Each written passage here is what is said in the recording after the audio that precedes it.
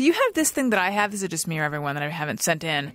At a restaurant, when they say sparkling or still or tap, it always takes me a second to figure out what I want. Yeah. Well, sometimes I want different. Yeah. Me too. Sometimes I'm definitely in the mood. If it's August and noon and I'm like, just get anything that looks like water, bring it here. But sometimes if it's a nice dinner, I'll be like, you know what, bring me the spring water. Right. Yeah, if I'm treating myself, then I will go for the sparkling. Yeah. Gary, water? Yeah, I tend to just go with tap, but I don't like saying tap. I don't know why. Because it sounds like cheap. Gross, and I always feel like they're shaming me if that's the word they use. So I'll just use regular flat water. It's just fine. Do you guys do the same thing I did, where I'm total bitch, and like when you're first started dating a girl, you're like, whatever's nicest, and you try to and you only go to now. But I'm like, I don't give a shit. Piss in my glass. I don't care. Like I used to only make sure we ate at nice restaurants. And now it's like, hey, you want me to stop at El Pollo Loco on the way home? And I don't give a shit at all. But I definitely put on the facade first. I try to make sure that we eat at nice restaurants, but once we're there, then all bets are off. I'll order the fuck what I please if I'm not hungry or whatever. I brought you here. Yeah. Order away. Go sick, but I'm going to have some bread or something. It's not a cheap thing. It's just I'm not always in the mood for a nice restaurant. No, but for I feel sure. like she deserved, Sometimes the best restaurants in Los Angeles will do. Other times, nothing's better than a double-double. It's like, that's the way it is. Absolutely right. That's human nature. Kaylin, I don't want you to feel like you can't chime in. Or about the water? Or anything. Oh, well, on the water subject, I've always hated sparkling water with a passion. See, here, you were just sitting there as if you didn't have a lot to say. Turns out, very passionate about water. I'm trying to switch over now, though. Why? I don't know. Feel like your burps aren't redolent enough? I feel like I want to be part of those people in the restaurant that gets the sparkling water. Interesting. I want to be part of it. This is a man who is not on Twitter, but wants to be in on the sparkling water world. It's true. It's a conscious decision. Do you think that those are mutually, that those are somehow linked? Well, I'm just saying he's okay with, missing out on a lot of culture, but he's not okay with missing out on what those people in the restaurant are drinking.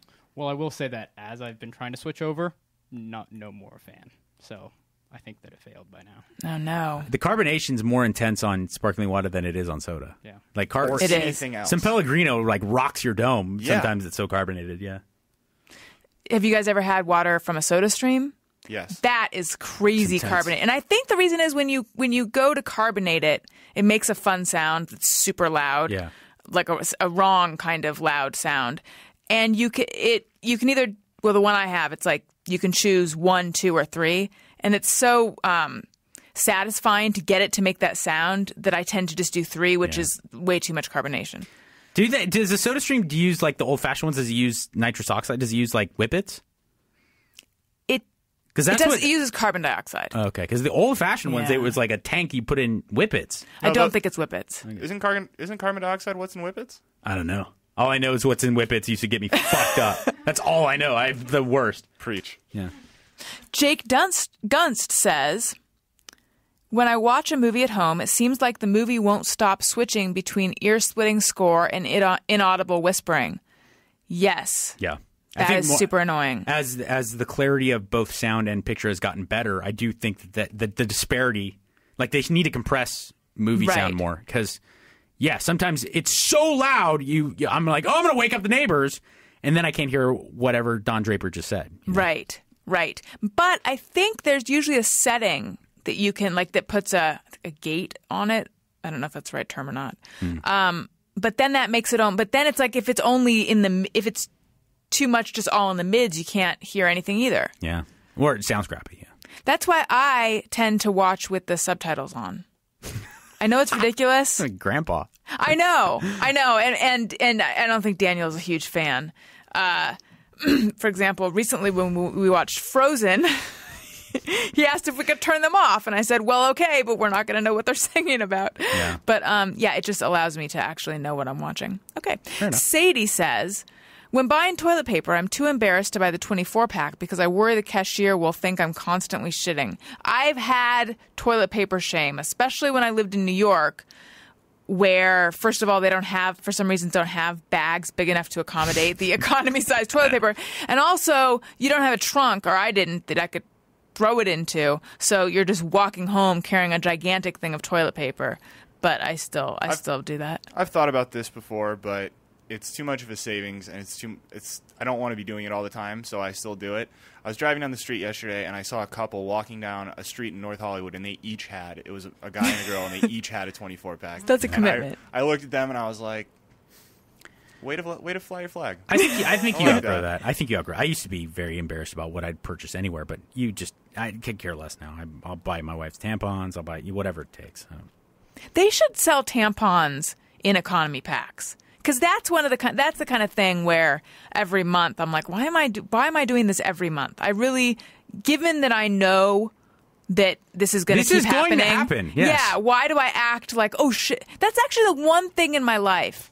Because toilet paper, I'll buy the economy thing, and paper towels, and soda, and all that kind of stuff. And yet every time I'm like, oh shit, I gotta buy tampons. You should really go to AlisonRosen.com and click the Amazon banner, and you can set up a recurring thing where I could subscribe to them. I mean, it's not going out of style. You're going to need them for a few years here. Really not a bad idea. It's ridiculous and you that I support haven't. your own podcast. That's what I'm saying. It's like I have some block against it. I'm going to go do that. And if you guys are going to buy anything, perhaps tampons or keep the ship afloat or other things, click through the banner at my website, AlisonRosen.com. It doesn't cost you anything extra. Can I ask Mike a quick question? Yeah. Yes, you can. But it does help out the show. Sorry.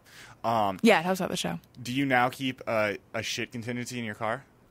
A shit contingency, a spare pair of underwear. I don't do it because I fear shitting, but there is a change of clothes in my car at all times. Something really standard that I could wear pretty much anywhere. Well, the good part about being into MMA and living a really active lifestyle where you go to the gym a lot is I almost always have a change of clothes anyway. Yeah. So yeah, I do, and I also keep the baby wipe since I have a baby that shits nonstop. I'm loaded down with baby wipes. So if something were to happen, you're covered. I'm pretty set. Yeah. Just Dawn says, the way people drive in parking lots, the traffic flow arrows might as well be Egyptian hieroglyphs. # wrong way. This is the second time today that someone's complained about the certain type of person that does this, and I've had to be like, oh, I am that person. Oh. I'm the person who goes the wrong way in a parking lot. And what was the thing earlier with Adam? Oh, I'm the person that doesn't always say hi to people when I walk my dog. I'm just an asshole with no sense of direction. No, fuck that. You don't have to say hi to everybody. Well, I think he specifically was saying he'll say hi to someone and they don't say anything back. Oh, that happens to me a lot, actually. Sometimes, well, you know what? If I'm creeped out by someone, then it's only once that I pretend I didn't hear someone because I felt like it wasn't just hi. They were trying to engage me in conversation about my dog, and for some reason I got a really creepy vibe. But then I felt like such an asshole for the rest of the day. I was like, that guy was probably a totally nice guy who just wanted to talk about spaniels, and I acted like I was hearing impaired. It's arguably the most dangerous person to do that to, though, because you're getting the creepy vibe, and you're like, all right, I'm going to shun this person. I know. I know. But I constantly am saying hi to people outside of or nodding at people and getting ignored. I don't take it personally. I always assume it almost always happens to me with women, so I just assume that they're don't feel comfortable. Yeah. Yeah. Which is cool. I get it. You don't seem like you put off a creepy vibe. I don't feel like I'm creepy. Yeah. I don't think I do either, but I attribute a lot of it to my size. Yeah, you're tall, dude. Especially with chicks. Yeah. You're tall and rangy equals rape. Yeah. In people's minds. I mean, that's what's going on in my headstone. Yeah. So you think if you're tall, what's the opposite of rangy? If you really analyze rapists and women abductors, be it through history or in the movies, they're always kind of tall and kind of spindly or the little nebbish guy. Rarely are they like the guy who works on his biceps and has a nice tan. Right. You assume he's rapey because he's so invested in but most likely it's the guy that everybody ignored. Right. It's tall spindly guy. Speaking of, I read, is it true that you did steroids? Oh yeah. Lots. Not anymore. Right. There was a time.